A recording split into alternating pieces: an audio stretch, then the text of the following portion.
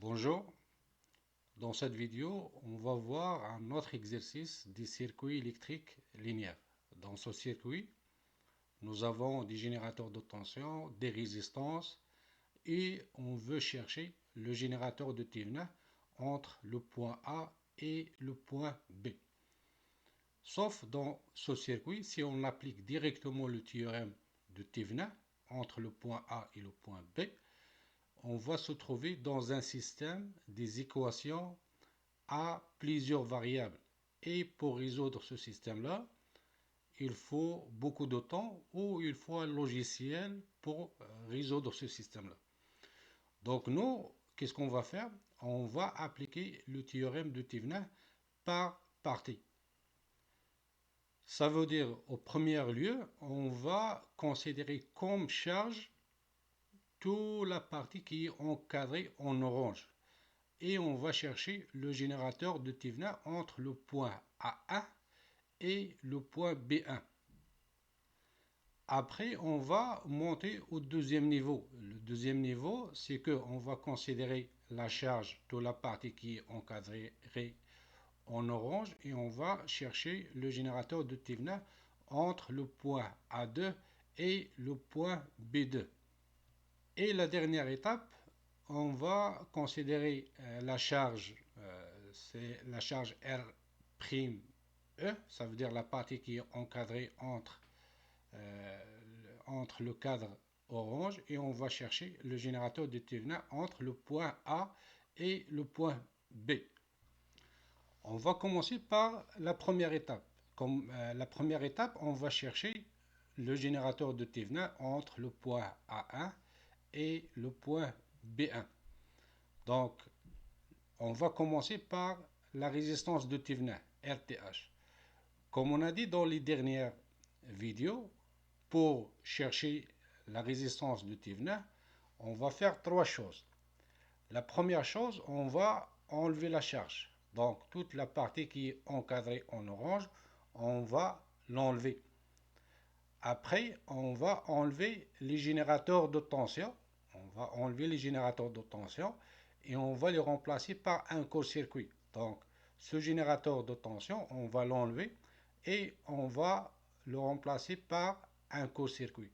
Et après, on va regarder du côté de la charge enlevée et on va calculer la résistance équivalente entre A1 et B1. Cette résistance équivalente, c'est la résistance de Thevenin. Donc, si on remarque ici, nous avons une résistance qui est en parallèle avec un court-circuit, avec une résistance nulle. Donc, la résistance équivalente ici, il est simple, RTH1 égale à la résistance R en parallèle avec un court-circuit, ça veut dire une résistance de valeur nulle, divisé par R plus 0. Donc, RTH ici égale à une valeur nulle. Maintenant, on va calculer la tension de Thevenin ETH. Donc, pour calculer la tension de Thevenin ETH, c'est la même chose, on a déjà regardé ça dans les vidéos précédentes. On va juste enlever la charge. Lorsqu'on va enlever la charge, donc le circuit dans cette partie-là, il devient un circuit qui est ouvert. Ça veut dire que le courant ici égale à 0. Si le courant ici égale à 0, ça veut dire que le courant qui est débité par le générateur de tension, c'est le même courant qui passe dans la résistance R. Donc on peut dire que ce générateur-là, il est en parallèle avec cette résistance. S'il est en parallèle entre cette résistance, ça veut dire la tension au bord de la résistance, c'est le même qui est dans le générateur. Donc, on peut dire ici que la tension de Thevenin ici égale à la tension du générateur. Maintenant, on va passer à la deuxième étape. La deuxième étape, c'est que d'abord, on va remplacer cette partie-là par le générateur de tension qu'on a calculé. De tension de E et de résistance égale à 0. Et on va chercher le générateur de Thévenin entre le point A2 et le point B2. On va commencer par la résistance de Thévenin. Donc la résistance de Thévenin, donc comme on a fait avant, donc on va enlever la charge entre A2 et B2. On va enlever les générateurs de tension et on va le remplacer par un court-circuit. Et on va regarder du côté de la charge. Ça veut dire on va regarder entre A2 et B2 et on va calculer la résistance équivalente. Si on regarde dans ce côté-là, on va voir deux résistances qui sont en parallèle. 2R avec 2R. Donc la résistance de Thévenin RTH2 égale à la multiplication de ces deux résistances divisé par la somme des deux résistances, donc RTH2 égale à R. De la même façon, on va calculer la tension de Thévenin, ETH.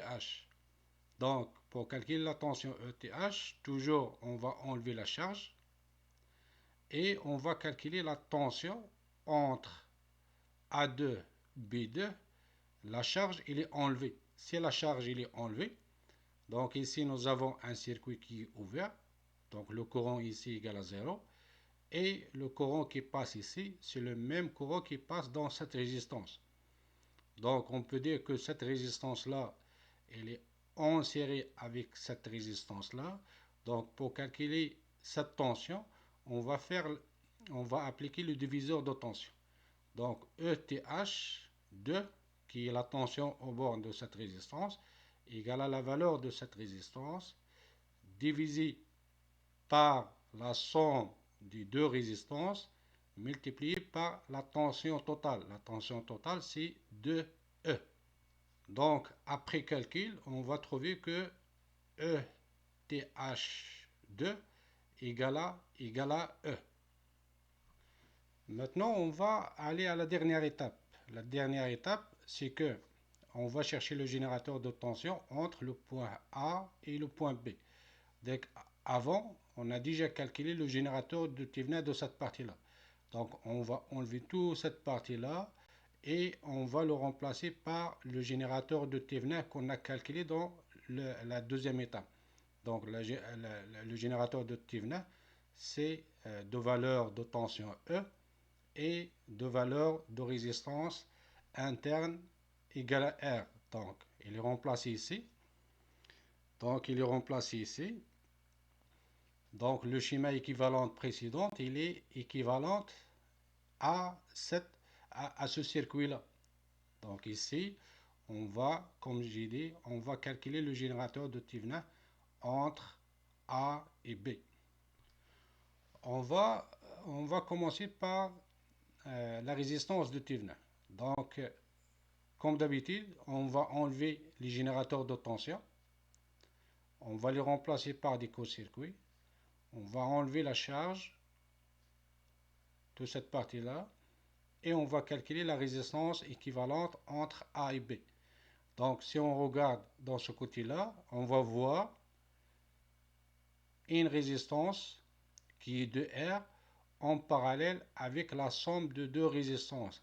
En parallèle avec deux résistances en série.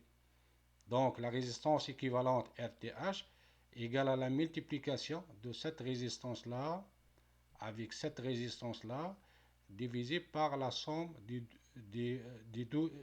pour toutes les résistances. Donc RTH, si on fait le calcul, on va trouver RTH égale à R. Reste à calculer la tension de Thévenin entre A et B. Donc, de la même façon, on va enlever la charge. Le circuit, c'est un circuit qui est ouvert, ça veut dire le courant ici égale à 0. Donc, nous avons un seul courant qui circule dans tout le circuit. Et on va calculer la tension entre A et B. Cette tension, c'est la tension de Thévenin. Pour calculer cette tension, la tension ETH, on va utiliser le théorème ou la loi d'Email. la loi d'Émail. Donc, on va prendre comme sens pour la loi d'Émail le sens que je dessine ici. Donc, comme il dit la loi d'Émail, la somme des tensions le long d'une maille égale à 0. Donc ici, nous avons cette tension-là, elle est inverse au sens que moi j'ai dessiné ici. Donc nous avons moins E. Cette tension-là, c'est le même sens, donc plus R fois I. Cette tension, c'est plus R fois I. Cette tension-là, c'est 2E. Et cette tension-là, c'est 2R fois I. Si on isole le courant I, si on isole le courant I, on va trouver que I égale à moins E divisé par 4R. Sachant que la tension ETH qu'on cherche égale à la tension au bord de la résistance de R, donc ETH égale à 2R fois I, on va remplacer I par cette expression, on va trouver que ETH égale à moins E divisé par 2. Donc, on va remplacer toute cette partie-là par le générateur de tension qu'on a calculé. Donc, on peut dire que le schéma équivalent de ce circuit, il devient simple. Il devient ce circuit-là qui est dessiné ici. Maintenant, c'est une question pour vous. Si la valeur de E égale à 100 volts, la valeur de la résistance R égale à 50 ohms et R' égale à 25 ohms. Dans ce cas, il faut calculer l'intensité de courant I. Et lorsqu'on va calculer l'intensité de courant I, chercher l'énergie en kilowattheure consommée par cette résistance R' pendant 1 an.